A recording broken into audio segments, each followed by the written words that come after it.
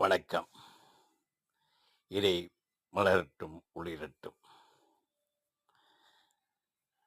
மதங்கிறது மக்களுக்கு பயத்தை உண்டாக்கணுமா? உண்டாக்கி அவர்களை சங்கடப்படுத்தணுமா? அதாவது பழைய ஏற்பாட்டில் இயேசுநாதரை மாண்புமிகு மனிதராக காட்டி, அதில் அன்பு செலுத்துவதாக மாந்தர்களுக்கு செலுத்துவதாகத்தான் இருக்கிறது. ஆனால் புதிய ஏற்பாட்டில் அதே இயேசுநாதரை விசுவாசிக்காவிட்டால் நீ அப்படி சாவாய் இப்படி சாவாய் அப்படின்னு அவர் கூறுவது போல அமைக்கப்பட்டு உள்ளதாக அடியன் சொல்லவில்லை. ஒரு 20 இயர்ஸாக பாஸ்டாக இருந்தவர் அவர் வேதனைப்பட்டு அவர் சொல்லுகிற விஷயத்தை பார்க்கிறோம். மதங்கிறது மக்களை பயங்காட்டி அவர்களை நம்ப வைக்கிறதோ, இறைநிலையை உண்டாக்கி விடுவதோ அது சாத்தியமற்றது. அது நல்லதல்ல.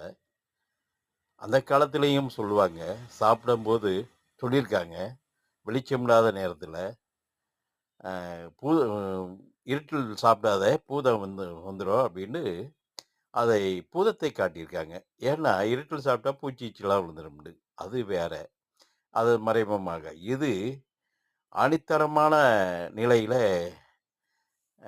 வெளிப்பாடாக காட்டக்கூடியதா அவர் சொல்லியிருக்கிறார்.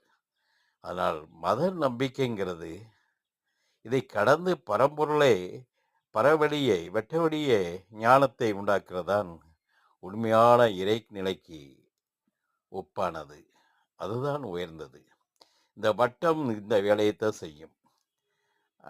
அந்த வட்டத்தையே உட்கார வச்சு அதையே புலம்ப வச்சு அதிலேயே சிந்திக்க விட்டு கடைசி வரை வீணாக்கி பாடைய தூக்க வச்சிடும். இதுதான் இந்த வட்டம் செய்யும். அதான் நிறைய மாந்தர்கள் இப்போ சிந்திக்க கிளம்பிட்டாங்க. எல்லா மார்க்கத்திலையும் இருக்கக்கூடியவங்க இறைநிலையினால் என்ன, இறை எப்படி அப்படிங்கிறது தன்னுட்டாக சிந்திக்க கிளம்பும் போது தான் இந்த உண்மைப்பாடு வெளிப்பாடாகிறது. அதனால் இறை என்பது அன்பே சிவம்னு சொல்லுவாங்க. அது பொதுவான வார்த்தை. அன்புதான் சிவம். பொதுவான நிலை உள்ளவன் தான், பக்குவப்பட்டவன் தான் இறையை சுவாசிக்கிறான். அதனால் அனைவரும் பக்குவப்பட்டு, மதங்கிற ஒரு தடை தான் சொல்லப்போனால், மதம் ஒரு வட்டம் தான். வட்டத்தை கடந்து நின்று பரம்பொருளை நேசிங்கள். ஒளி வட்டத்தை நேசிங்கள். இறையை